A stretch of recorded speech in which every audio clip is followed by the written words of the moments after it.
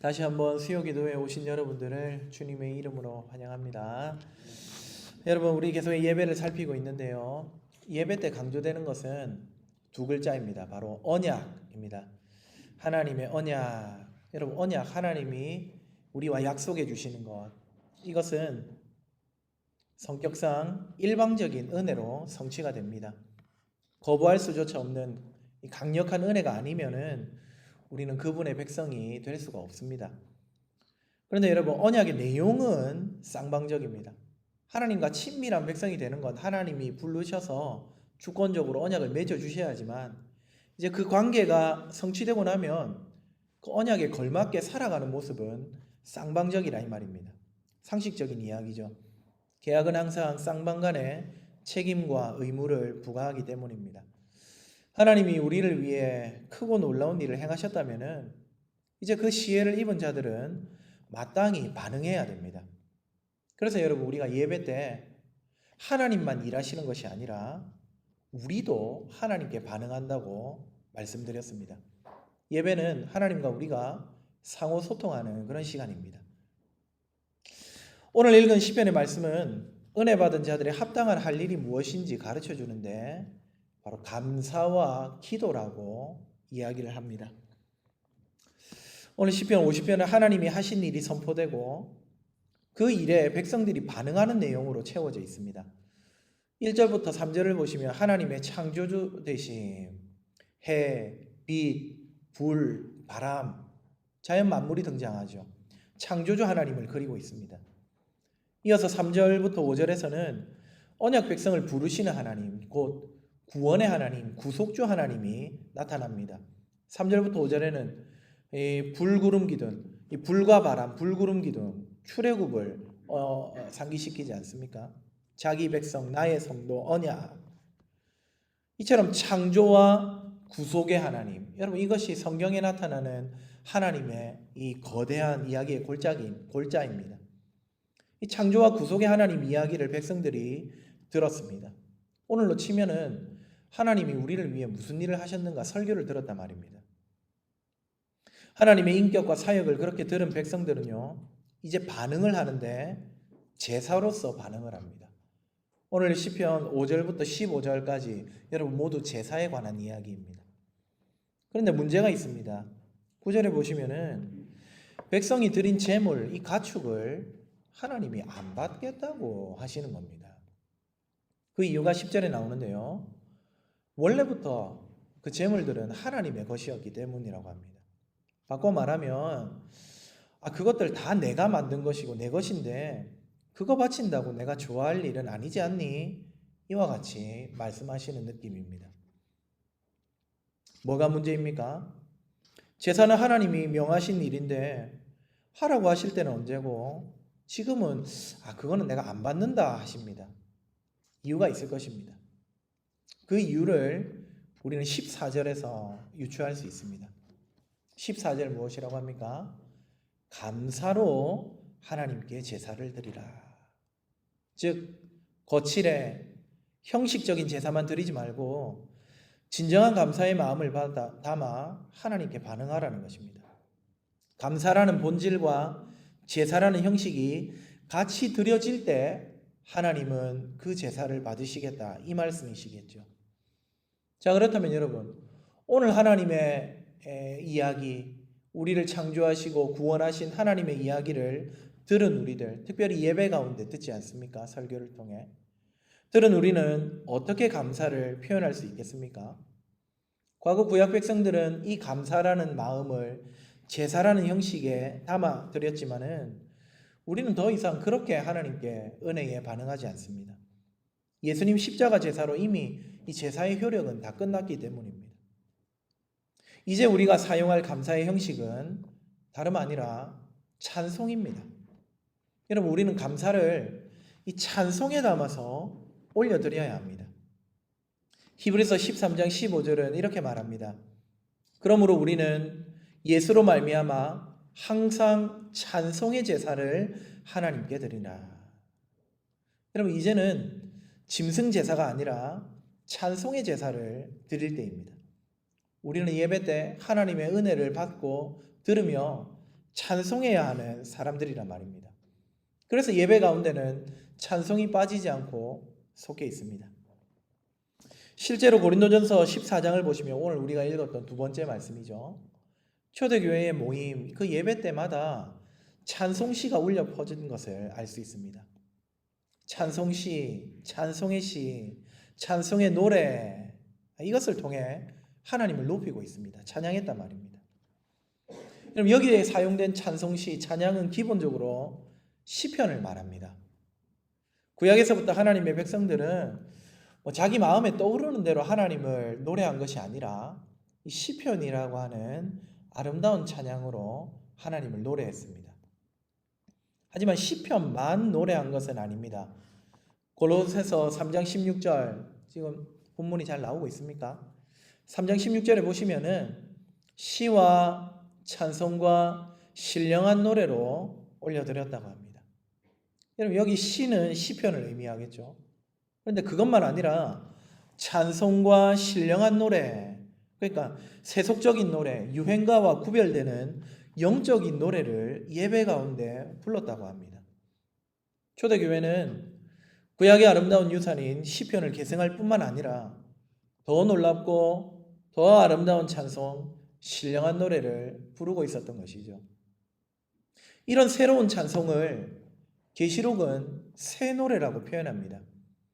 여러분, 계시록 5장은 천상의 예배 장면을 아주 생생하게 기록을 하고 있는 그런 장면입니다.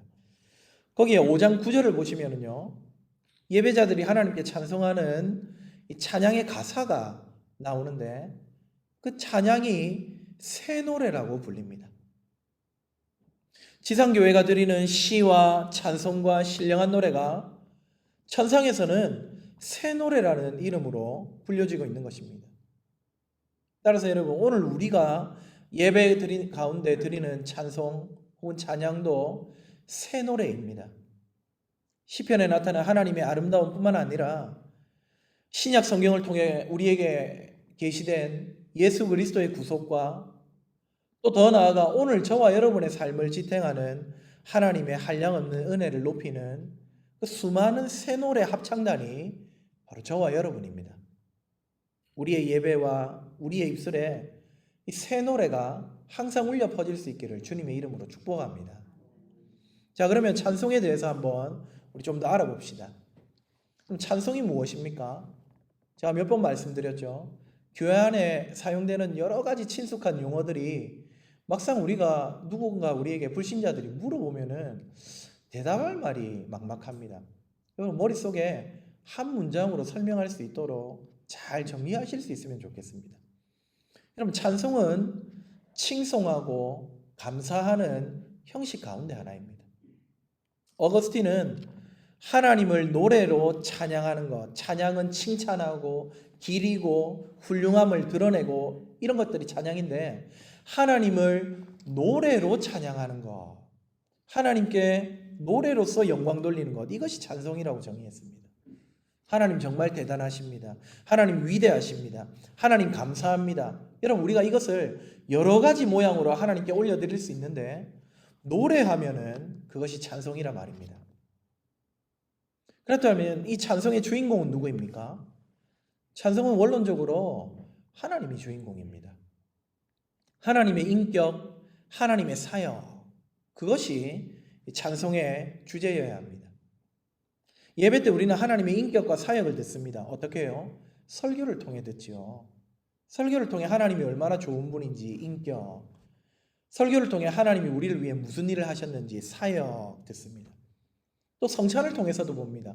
우리를 위해 희생하실 정도로 우리를 사랑하시는 주님을, 그분의 인격을 성찬상을 통해 봅니다.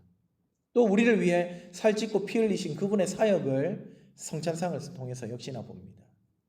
그것들을 보면서 정말 우리가 듣고 보니 우리 주님은 대단하신 분이군요. 소리 높여서 노래한단 말입니다. 노래가 찬송입니다. 구약에 유명한 찬송이 있습니다. 출애굽기 15장에 등장하는 찬송인데요. 거기에 두 개의 찬송이 있는데 하나는 모세와 백성들이 올리는 찬송이고요. 하나는 아론의 누이 미리암의 노래입니다. 아주 짧은 찬송인데 미리암의 노래만 한번 봅시다. 출애굽기 15장 21절 같이 한번 읽어보실까요? 시작.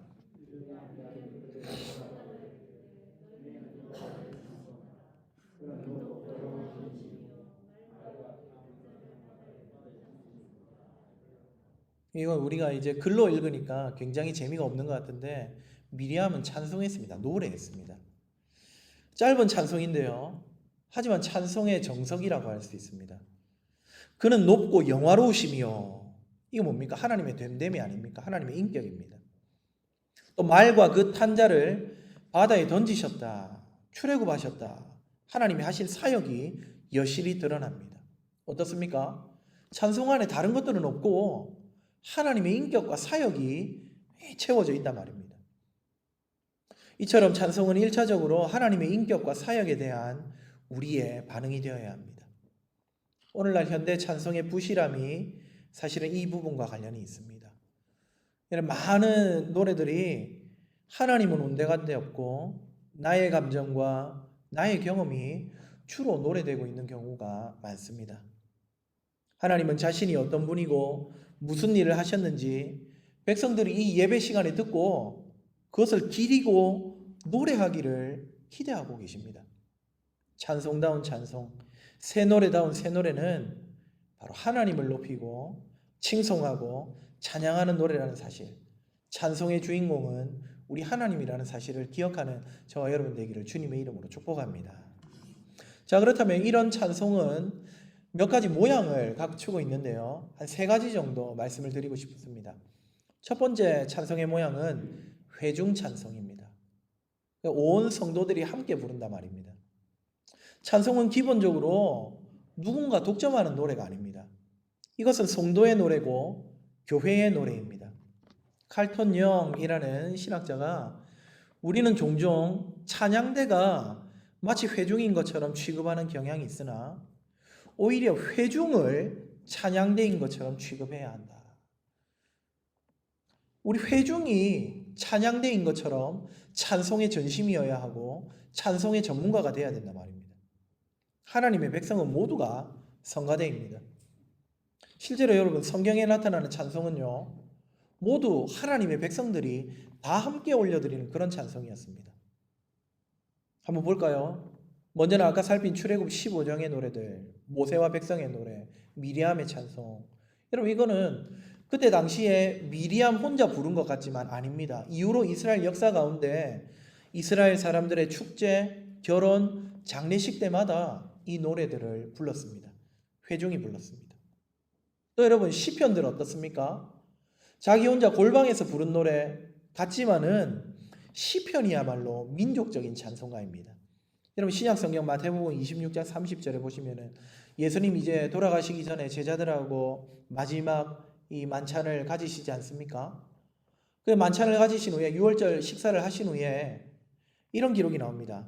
찬미하고 감람산으로 가셨다. 여기서 찬미했다는 말이 시편을 불렀다는 말입니다. 유대인들은 유월절이 되면은 반드시 이 유월절 식사를 하고 난 후에 할랄 찬송이라고 하는 할랄 시편이라고 하는 시편 113편부터 118편의 찬송을 백성들 너나 할 것 없이 성도라면은 다 불렀단 말입니다. 그 찬송을 예수님과 제자들도 하고 있었습니다. 그러니까 시편의 노래도 개인적인 노래였지만 온 회중이 부르는 노래입니다. 또 사도행전 2장 47절에 하나님을 찬미하며 초대교회를 묘사하면서 초대교회 성도들이 다 하나님을 찬미했다. 온 성도들에게 찬송을 받으신 하나님, 찬송은 온 성도들의 노래였습니다. 또 에베소서 5장 19절 시와 찬송과 신령한 노래들로 서로 화답하며 너희의 마음으로 주께 노래하며 찬송하며, 공동체가 모여서 예배할 때 시와 찬송과 신령한 노래들로 서로 화답하며 너희의 복수지 않습니까? 또 거기 있는 모든 사람들이 하나님께 찬송하고 노래했다고 이야기합니다. 그리고 마지막으로 오늘 두 번째 본문인 고린도전서 14장 26절, 여러분 예배가 아예 이 회중 찬송으로 시작하는 장면을 볼 수가 있지요. 너희가 모일 때에 예배하러 나왔습니다. 뭐가 먼저 나옵니까? 각각 찬송 시도 있으며 그 다음에 가르치는 말씀도 있으며 고린도 교회 예배는 찬송으로 시작해서 말씀 강론으로 나아갔습니다. 우리도 예배 때에 성가대가 대표해서 찬송을 먼저 올려드리고 이후에 말씀을 받지 않습니까? 여러분 이것은 단지 말씀 받기 전에 좀 온 매무새를 가다듬고 마음을 준비시키려고 하는 그런 정도가 아닙니다. 옛날에는 뭐 준비 찬송이다 이래가지고 이 찬송을 약간 격하하는 느낌도 없지 않아 있었습니다. 요즘은 그런 말 안 쓰죠. 인식이 확대되었기 때문입니다. 이처럼 찬송의 주인은 모든 성도들이라는 사실을 기억하고 우리는 예배 중 찬송에 힘을 쏟아야 마땅하겠습니다. 사랑하는 성도 여러분, 하나님은 노래 잘하는 몇몇 사람들에게 노래를 맡기지 않으셨습니다. 하나님은 그들의 공연이 아니라 성도의 새 노래를 듣고 기뻐하시는 분이라는 사실을 기억하면서 찬양의 열기가 우리의 예배 가운데 충만할 수 있기를 주님의 이름으로 축복합니다. 첫 번째는 이와 같이 회중의 찬송이고요. 두 번째 찬송의 형태는 바로 성가대의 찬송입니다. 여러분 주후 365년 라오디게아 종교회의는요 굉장히 어처구니 없는 결정을 하나 내리는데 바로 성도에게서 찬송을 빼앗는 것이었습니다. 예배 시간에 회중은 찬송할 수 없고 악기를 사용하면 안 되고 성경 구절만 찬송할 수 있도록 이 365년 교회 회의가 결정을 해버렸습니다. 그리고는 이후 중세 1000년을 넘게 찬송은 이 회중들, 성도들에게 돌아오지 못한 채 성가대가 독점해 왔습니다. 중세 신자들은 공명이 잘 되는 예배당에서 예배를 드렸습니다. 거기 딱 앉아서 예배를 드리고 있노라면 성가대가 저쪽 뒤쪽 2층에 있거든요. 뒤에서부터 쫙 울려 퍼지는 그 노래를 매주 감상했습니다. 여러분 유럽의 성당에 가보신 분들 여기 아마 계시겠죠. 그곳에 가면 어떻습니까? 정말 아름답게 지어진 예배당에 근데 거기서 알아들을 수 없는 최고 트레이닝을 받은 가수들이 알아들을 수 없는 말 라틴어로 뒤에서 찬양을 아름답게 참 합니다. 근데 앞에 보시면은 천장의 스테인글라스에는 오색빛이 내려앉죠. 이런저런 성화와 성상들이 멋지게 펼쳐져 있습니다. 말씀드린 대로 알아먹지도 못하는 라틴어로 이 노래를 하니까 그 자리에 앉아있는 성도들이 어떻게 느꼈냐면은 나도 모르게 내가 지금 어떤 영적인 세계에 들어와 있구나. 삼층천에 들어와 있구나. 그들은 착각하고 신비감에 압도가 되었던 것입니다. 못 알아듣는 라틴어는 아마 천상의 언어처럼 느껴졌을 것이고 마치 천사들이 노래하는 듯한 착각을 불러일으키기에 충분했을 것입니다. 그런데 그러면 그럴수록 어떻게 됩니까? 이 찬송은 내가 부를 그런 노래가 아니구나. 이것은 거룩한 노래고 함부로 부르면 안 되겠구나. 노래 못하는 나 같은 사람은 꿈도 꾸면 안 되겠구나. 더더욱 성도의 입에서 멀어져 갔던 겁니다. 반면에 여러분 종교개혁가들은요. 이 찬송이 기본적으로 회중의 노래, 성도의 노래라는 사실을 잘 알고 있었습니다. 그래서 라틴어를 버리고 모국어로 시편을 번역하고 또 노래 가사말을 새로 쓰기도 했습니다. 또 성가대가 아니라 다 함께 노래할 수 있도록 여러분 어려우면 어떻게 회중들이 노래하겠습니까? 그래서 찬송의 곡조도 아주 단순하게 바꾸며 개혁했습니다. 때문에 개신교회는 성가대를 조심스럽게 생각하는 것이 당연합니다. 만약 오늘날에도 성가대가 교회 안에서 어떤 특별한 지위를 갖거나 음악적인 탁월함만 추구하거나 그래서 회중이 감히 범접할 수 없는 노래로 위화감을 조성한다. 그럼 그렇게 된다면 그 교회의 찬송은 굉장히 문제가 있다고 볼 수 있습니다. 그런 의미에서 우리 교회의 성가대는 어떻습니까? 얼마나 감사한지 모릅니다. 전혀 위화감을 수고하시는 분들 너무너무 다시 한번 감사드립니다. 아무튼 우리는 그런 성가대가 아니기 때문에 저는 문제될 것은 없다고 생각합니다. 그리고 실제로 성경에도 성가대가 등장합니다. 다윗이 조직한 성가대와 오케스트라가 역대상에 보시면 나오는데요. 역대상 6장 31절에 보시면은 언약궤가 평안을 얻었을 때 다윗이 여호와의 성전에서 찬송하는 직분을 맡긴 자들은 아래와 같았더라. 이러면서 여러분 찬송하는 직분, 성가대를 세웠다는 것을 알려줍니다. 나중에는 나라가 안정되고 또 성전에 성가대로 봉사하는 레위인의 숫자를 역대상 23장 5절에 기록하는데요. 몇 명인 줄 아십니까? 이스라엘 전체에 성가대만 4,000명입니다. 엄청난 오케스트라입니다. 또 4,000명은 문지기요. 4,000명은 그가 여호와께 찬송을 드리기 위하여 만든 악기로 찬송하는 자들이라. 이렇게 이야기합니다. 예배 중 성가대의 찬송, 무조건 배격할 필요는 없습니다. 우리 교회 성가대는 하나님께 올릴 합당한 노래를 하되 성가대의 특별함을 뽐낼 필요가 없고 되려 성도들의 찬송을 지휘하면서 더 아름답게 온 교회가 하나님을 찬송하도록 돕는 기관으로 설 때에 그 가치가 빛날 것입니다. 우리 교회 예배의 풍성함을 위해 수고하는 우리 성가대원 여러분, 여러분과 함께 온 회중이 함께 노래를 할 수 있도록 앞으로도 아름다운 새 노래를 잘 불러주시기를 간절히 부탁을 드립니다. 자, 이와 같이 찬송은 본질적으로 회중 찬송, 그리고 성가대 찬송이 있을 수 있고요. 마지막으로는 우리 개인의 노래가 될 수 있습니다. 여러분, 우리가 낙심할 때, 시험에 빠질 때, 두려울 때 가장 힘이 되는 것이 무엇입니까? 물론 어떤 분은 하나님의 말씀이겠죠. 또 어떤 분은 기도겠죠. 그러나 무의식 중에도 우리 입술에서 튀어나올 수 있는 것, 찬송이 우리에게 큰 위로와 버팀목이 됩니다. 비록 예배 중에 하나님의 인격과 사역을 듣고 그렇게 합당하게 노래하는 것이 찬양의 본질이라고 할지라도 예배 가운데뿐만 아니라 우리는 삶 가운데서 역시 개인적으로 하나님을 노래할 수 있는 특권이 있는 사람들입니다. 실제 저와 여러분의 삶은 단지 이 목숨을 영위하는 그런 생활이 아니라 우리 삶 자체가 산제물이고 영적 예배라고 로마서 12장 2절이 말하지 않습니까? 우리 예배 현장이, 우리 삶의 현장이 예배 현장입니다. 그렇다면 우리는 얼마든지 이 삶의 예배 속에서 하나님을 찬송해야 마땅하다는 겁니다. 신약의 엘리사벳, 또 마리아의 찬가 등등 이것들은 모두 개인이 하나님 앞에 부른 노래였습니다.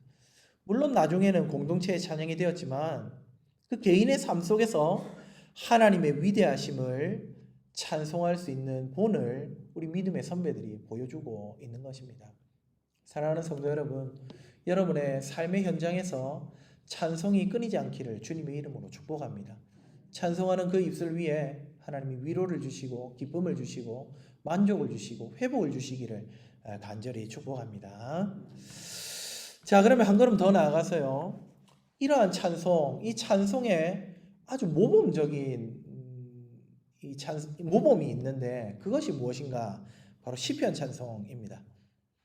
찬송할 때 추천할 만한 모범 찬송 시편이라는 것이죠. 시편은 하나님의 영감으로 기록된 찬송이기 때문에 여러분 이건 하나님이 인정해 주신 기록이기 때문에 사람이 지은 어떤 찬송가보다 가사가 아름답고 예배에 적합하다고 우리는 볼 수 있습니다. 여러분 말씀드린 대로 시편은 성경이지 않습니까? 성경은 우리 신앙과 생활의 표준이지 않습니까? 그러면 찬송의 표준도 시편이 성경이 되어야 합니다.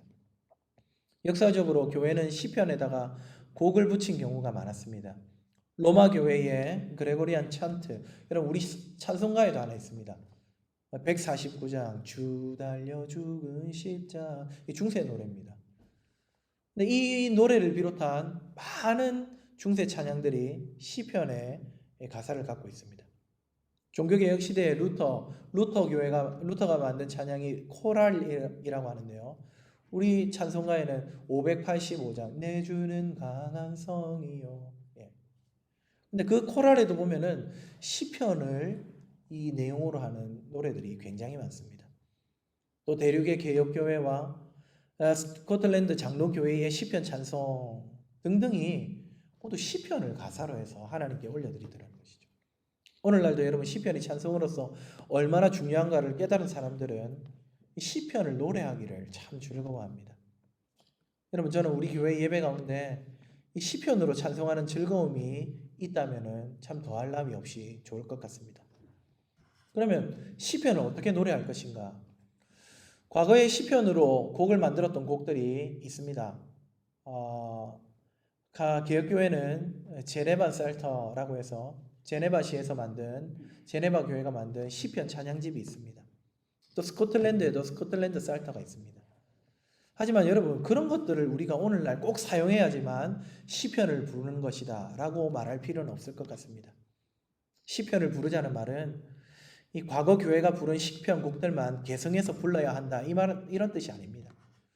우리 선배인 칼빈을 통해 지어진 제네바 시편 찬송 너무 좋죠. 하지만 지금 우리가 들으면은 좀 어색해서 견디기 힘들 수도 있습니다. 제가 시편 23편 제네반 살터를 한번 잠깐 불러드릴까요? 여호와 나의 목자 되시오니 내가 부족함 없으리로다. 부르고 보니까 좀 좋은 것 같네요. 원래 약간 좀 어색한데 근데 이 곡이 제일 좀 친숙하고 다른 곡들은요 21세기 우리를 사는 사람들이 좀 들으면 좀 이상합니다. 16세기에 이 곡을 작곡하는 선법 뭐 도리안이니 뭐 이런 것들 또 그들은 우리는 지금 장조와 단조에 익숙한데 근데 그 사람들이 사용하는 그 화음은 우리 귀에는 불협화음으로 들리기까지 합니다. 박자도 우리는 익숙하게 4번의 4박자지 않습니까? 1, 2, 3, 4 가는데 그 사람들 아닙니다. 여호와 나의 쭉 그냥 갑니다. 예. 모든 음악적인 기교를 최대한 절제하고 시편의 가사만을 부각시킬 목적으로 지어진 찬송들이기 때문에 오늘 우리에게는 좀 어색할 수 있단 말입니다. 종교개혁 당대에는 이런 곡조가 익숙하기도 하고 또 로마 교회의 잘못된 찬송을 개혁하는 데도 큰 역할을 했습니다. 하지만 이 곡조는 사실 지나치게 감정선을 자제한 면이 있습니다. 여러분 찬송하는데 우리가 감정적으로 동요되지 않는다면 그것이 옳은 것이겠습니까? 우리 교회 성도님들도 찬양할 때 저는 여러분이 기쁨과 슬픔과 좌절과 또 하나님을 향한 기대를 표현하실 수 있으면 좋겠습니다. 여러분 하나님 앞에 경건이라는 것이 얼굴을 굳게 하는 것이 아니지 않습니까? 찬양할 때 우리 마음이 뜨겁다면 그 뜨거움을 표현하고 우리 마음이 찔림이 있다면 그 찔림을 표현할 수 있는 것. 여러분 찬송은 노래이기 때문에 우리의 마음을 만지고 감정을 만지는 노래들입니다. 그래서 이것이 감정이 굉장히 중요한 요소임에도 불구하고 16세기의 시편곡들은 참 그런 면에서는 조금 아쉬운 면이 있단 말입니다. 무엇보다도 여러분 우리가 이 시편을 노래해야 되겠지만 시편만 부르다 보면요 시편 안에는 예수님이라는 이름이 안 나옵니다. 그죠? 십자가라는 게 안 나옵니다. 부활이 안 나옵니다. 물론 그 안에 노가 있지만 우리를 위해 행하신 이 놀라운 구원의 사역이 정말 아름답게 대놓고 찬송하지 않는 아쉬움이 들 수밖에 없단 말입니다. 어린 양 예수님의 십자가와 부활과 또 지금도 우편에서 다스리시고 다시 오실 그 소망을 여러분 이 시편을 가지고는 노래는 할 수 있겠지만 말 그대로 대놓고 노래하기에는 좀 부족함이 있단 말입니다. 되려 그런 찬송은 신약과 계시록에 풍성하게 담겨져 있습니다. 오늘날 우리 교회들이 많이 부르는 비전과 같은 곡은 여러분 계시록의 찬송인데요. 어떻습니까? 구원하심이 보좌에 앉으신 우리 하나님과 어린 양께 있도다. 하나님의 구원, 어린 양의 죽으심 그것들을 얼마나 아름답게 노래하고 있습니까? 정말 좋습니다. 이처럼 시편을 노래하는 것은 굉장히 중요하지만은 무조건적인 답습이 아니라 새롭게 개혁해서 사용하는 일이 더 의미가 있겠습니다.